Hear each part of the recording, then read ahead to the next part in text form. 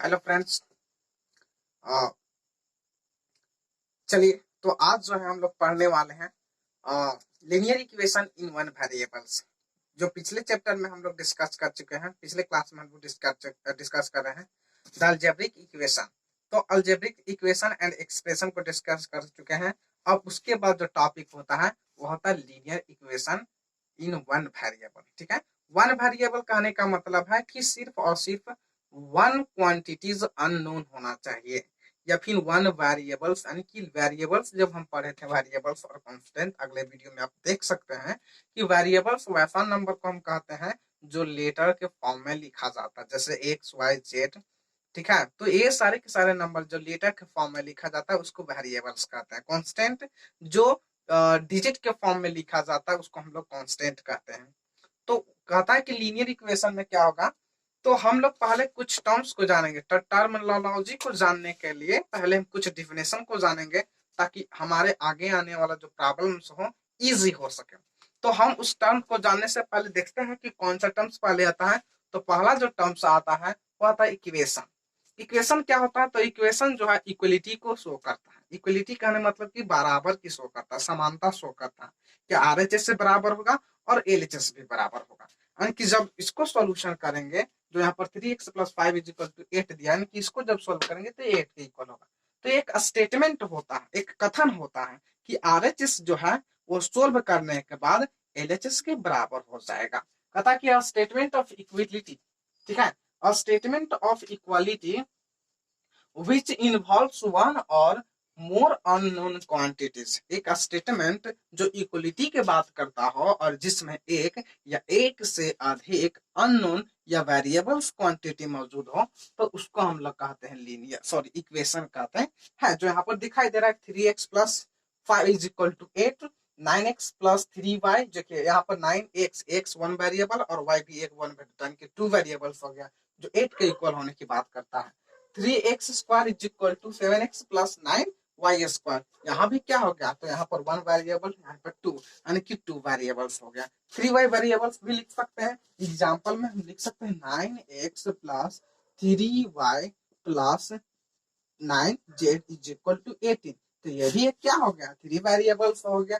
तो कहता है कि एक ऐसा स्टेटमेंट जिसमें इक्वलिटी की बात करता हो, जिसमें दो या दो से अधिक या एक भी नंबर अननोन हो या वेरिएबल्स मौजूद हो, तो उसको कहते हैं हम लोग इक्वेशन। लीनियर इक्वेशन क्या होगा, देखिए अभी डिग्री ऑफ इक्वेशन हम लोग पढ़े थे। हाईएस्ट डिग्री, जैसे डिग्री ऑफ पॉलिनोमियल के आधार पर बांटे थे। ठीक है, टर्म्स के आधार पर डिग्री पढ़े थे, 1 डिग्री, 2 डिग्री, 3 डिग्री।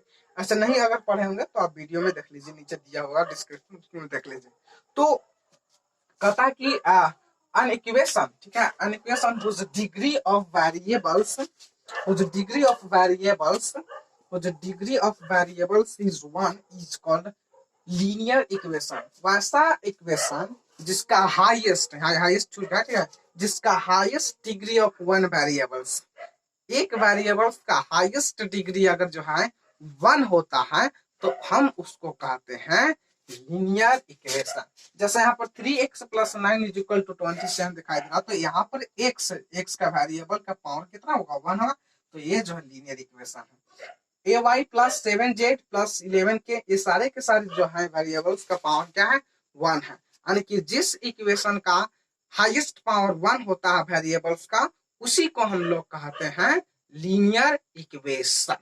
ठीक है, आगे चलते हैं, इसको फटाफट डाउनलोड करिए, नोट डाउन करिए।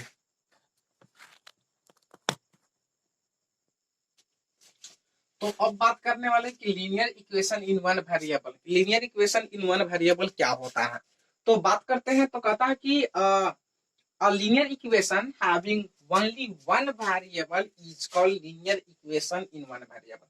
यानी कि वैसा इक्वेशन, लीनियर इक्वेशन जिसमें वेरिएबल की संख्या सिर्फ और सिर्फ 1 होता है, तो उसको हम कहते हैं linear equation in one variable. जैसे हम बात करते हैं यहाँ पर बात कर लेते हैं कि यहाँ पे 9x + 9 = 27। तो यहाँ पर अननोन की नंबर की संख्या कितनी है, 1 है।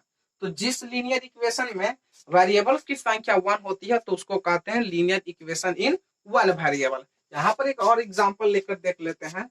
3z + 2 is equal to 11। तो यहाँ पर भी जो है नंबर क्या है, जेड, यानी कि अननोन क्वांटिटीज जो है सिर्फ और सिर्फ 1 है। तो इसको हम कहते हैं linear equation in one variable.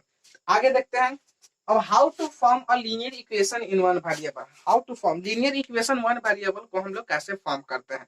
तो यहाँ पर आप देख सकते हैं कि कहा था क्या, linear equation can be formed by writing the words of statement into mathematical statements. जो भी वर्ड्स दिया हुआ रहता है तो वे सारे के सारे वर्ड्स को हम लोग मैथमेटिकल टर्म्स में, मैथमेटिकल एक स्टेटमेंट्स में एक्सप्रेस करते हैं।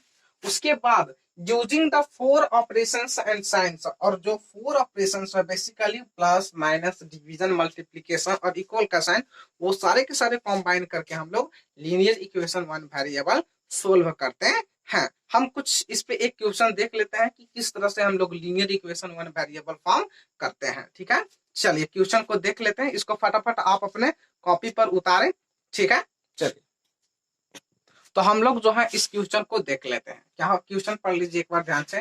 कह रहा है कि twice a number when added to 4। जब हम ट्वाइस अ नंबर में 4 ऐड करते हैं तो बेसिकली हमें जो आंसर मिलता है वो 14 मिलता है। इसको एक्सप्रेस करना हम लोगों को इक्वेशन में एक्सप्रेस करना है। ठीक है, तो चलिए चलते हैं। ट्वाइस अ नंबर, अब पता नहीं कि कौन सा नंबर की बात कर रहा है, लेकिन कह रहा है कि ट्वाइस अ नंबर, कोई नंबर है उसका दुगना में जब 4 ऐड करते हैं तो 14 आंसर हो जाता है।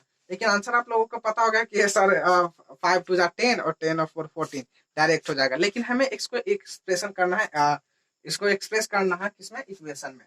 तो हम मान लेते हैं कि सॉल्यूशन में अगर हम बात करते हैं, सॉल्यूशन में तो कहते हैं let a number is equal to x. Number जो है एक्स मान लेते हैं। Twice a number means twice करना है इसको, ट्वाइस।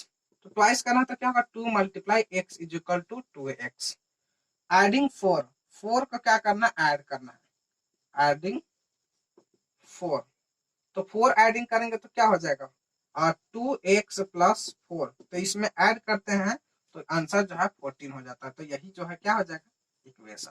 ठीक है, चलिए उम्मीद करते हैं कि आप समझ पाए होंगे। इसको नहीं समझ में आया होगा तो आप वीडियो को दोबारा रिमाइंड करके देखें, और किसी भी तरह का प्रॉब्लम हो तो आप कमेंट सेक्शन में नीचे लिखें, ताकि हमें जो है अपने आप में इम्प्रूवमेंट करने की कुछ मौका मिले।